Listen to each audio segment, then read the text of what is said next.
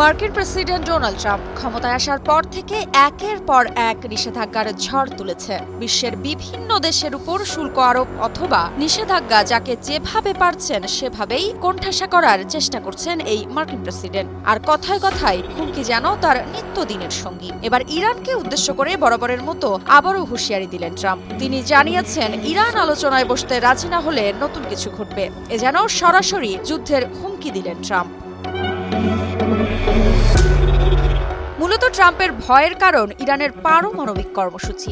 এক কথায় ট্রাম্প ইরানকে ছাড়বে না, সাথে ইরানের বন্ধু দেশ রাশিয়া ও চীনও যেন দিনে দিনে তার শত্রুতে পরিণত হচ্ছে। ইরানের ভৌগোলিক অবস্থান, সামরিক শক্তি, মধ্যপ্রাচ্যের জ্বালানি বাজারে প্রভাব এবং আন্তর্জাতিক বাণিজ্য রুটে গুরুত্বপূর্ণ ভূমিকা ইরানকে বিশ্ব রাজনীতির কেন্দ্রবিন্দুতে নিয়ে এসেছে। পাশাপাশি যুক্তরাষ্ট্রের পররাষ্ট্রনীতির বড় একটি লক্ষ্য এখন চীনকে প্রতিহত করা। কিন্তু পূর্ব এশিয়ায় নজর দেওয়ার আগে মধ্যপ্রাচ্যের অস্থিরতা নিয়ন্ত্রণ করা জরুরি, যেখানে ইরান সবচেয়ে গুরুত্বপূর্ণ খেলোয়াড়। এই অবস্থায় ট্রাম্প প্রশাসন ইরান ইস্যুকে তাদের শীর্ষ অগ্রাধিকার হিসেবে দেখছে। কিন্তু প্রশ্ন হলো, এর পরিণতি কি হবে? আলোচনার মাধ্যমে সমাধান, নাকি মধ্যপ্রাচ্যে আরেকটি বড় সংঘাতের সূচনা? ট্রাম্প প্রশাসন দাবি করছে ইরানের পারমাণবিক কর্মসূচি যুক্তরাষ্ট্রের উদ্বেগের মূল কারণ। তবে বিশেষজ্ঞরা বলছেন, ইরান ইস্যুর পেছনে আরও কিছু কারণ রয়েছে। ইরান এমন এক জায়গায় অবস্থিত যা উত্তর, দক্ষিণ ও পূর্ব পশ্চিম বাণিজ্য রুটের কেন্দ্রবিন্দু। ইরান শুধু একটি দেশ নয়, বরং গোটা অঞ্চলে এর প্রভাব বিস্তৃত। লেবাননে হিজবুল্লাহ, ফিলিস্তিনে হামাস, সিরিয়া ও ইয়েমেনে বিভিন্ন গোষ্ঠীর সঙ্গে তেহরানের সম্পর্ক রয়েছে। ইরান বিশাল তেলের ভাণ্ডারের অধিকারী এবং বিশ্বের অন্যতম বড় গ্যাস রিজার্ভ রয়েছে দেশটির হাতে। মার্কিন প্রশাসন চীনকে নিয়ন্ত্রণ করতে চায়, কিন্তু এর আগে মধ্যপ্রাচ্যে তাদের অবস্থান শক্তিশালী করতে হবে। এসব কারণেই মূলত ইরান যুক্তরাষ্ট্রের পররাষ্ট্র নীতিতে একটি গুরুত্বপূর্ণ ইস্যু। সম্প্রতি ইরানকে নরম করতে আয়াতুল্লাহ আলী খামেনির উদ্দেশ্যে একটি চিঠি পাঠিয়েছিলেন ট্রাম্প।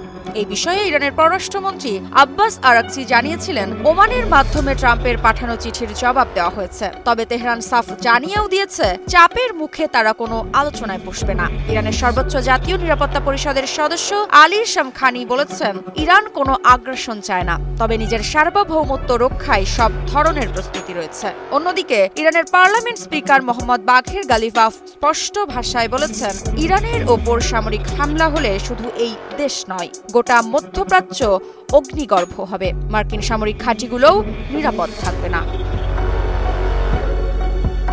2015 সালে যুক্তরাষ্ট্র, ইরান ও 6 জাতি গোষ্ঠীর মধ্যে স্বাক্ষরিত জ্যাকোবা বা পারমাণবিক চুক্তির মাধ্যমে সংকট নিরসনের একটা পথ তৈরি হয়েছিল। কিন্তু 2018 সালে ট্রাম্প প্রশাসন একতরফাভাবে চুক্তি থেকে সরে আসে। ফলে ইরানের আস্থা নষ্ট হয়। ইরান বলছে, তাদের পারমাণবিক কর্মসূচি আন্তর্জাতিক আণবিক শক্তি সংস্থা IAEA এর তত্ত্বাবধানে এবং এতে কোনো অনিয়ম নেই। সব মশার বিরুদ্ধে সুরক্ষা দিতে এলো বসুন্ধরা এক্সট্রিম অ্যারোসল, মশার বিরুদ্ধে এক্সট্রিম সুরক্ষা। কিন্তু যুক্তরাষ্ট্র এখনো চুক্তিতে ফিরতে রাজি নয়, বরং নিষেধাজ্ঞা অব্যাহত রেখেছে ইরানের ওপর। তাই তেহরান মনে করে, বিশ্বাসের সংকট কাটানোর আগেই আলোচনায় বসা বোকামি হবে। এদিকে বিশ্লেষকরা মনে করছেন, ইরান যদি আলোচনায় থেকে সরে আসে, তাহলে যুক্তরাষ্ট্র সরাসরি সামরিক পদক্ষেপ নিতে পারে। সাথে যোগ হতে পারে নতুন করে অর্থনৈতিক নিষেধাজ্ঞা এবং তেহরানের ওপর কূটনৈতিক চাপ। ওয়াশিংটন ইতিমধ্যে ইঙ্গিত দিয়ে দিয়েছে, যদি ইরান পারমাণবিক কর্মসূচি বন্ধ না করে, তবে তাদের বিরুদ্ধে কঠোর অবস্থান নেওয়া হবে। কিন্তু বিশ্লেষকদের মতে, ইরান সহজে মাথা নোয়াবে না এবং পাল্টা জবাব দেবে। মধ্যপ্রাচ্যের উত্তেজনা বৃদ্ধির পেছনে ইসরায়েলের ভূমিকা অগ্রাহ্য করার সুযোগ নেই। ইসরায়েল দীর্ঘদিন ধরে ইরানকে সবচেয়ে বড় হুমকি হিসেবে তুলে ধরছে। তারা চায় যুক্তরাষ্ট্রের নীতিতে ইরান বিরোধী অবস্থান আরও কঠোর করতে। বিশ্লেষকরা বলছেন, ট্রাম্প প্রশাসন যদি ইসরায়েলের চাপে ইরান বিরোধী কঠোর নীতি নেয়, তাহলে মধ্যপ্রাচ্যের সংঘাত আরও বেড়ে যাবে।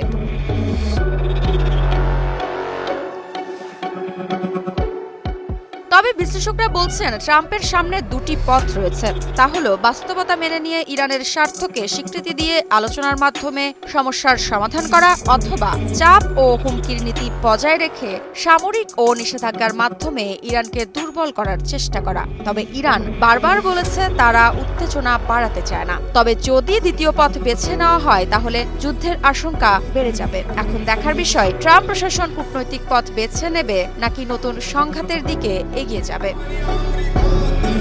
ইরান ইস্যুতে ট্রাম্প প্রশাসনের অবস্থান শুধু মধ্যপ্রাচ্য নয়, বৈশ্বিক রাজনীতির জন্য বেশ গুরুত্বপূর্ণ। এটি কেবল যুক্তরাষ্ট্র ও ইরানের সম্পর্ক নির্ধারণ করবে না, বরং চীন, রাশিয়া, ইউরোপ এবং মধ্যপ্রাচ্যের সামগ্রিক ভূরাজনৈতিক পরিস্থিতিকেও প্রভাবিত করবে। এখন সময়ই বলে দেবে আলোচনার মাধ্যমে সমাধান আসবে নাকি মধ্যপ্রাচ্যে আরও একটি ভয়াবহ সংঘাতের অধ্যায় শুরু হবে। ঋত্বিকা বিশ্বাস, নিউজ 24।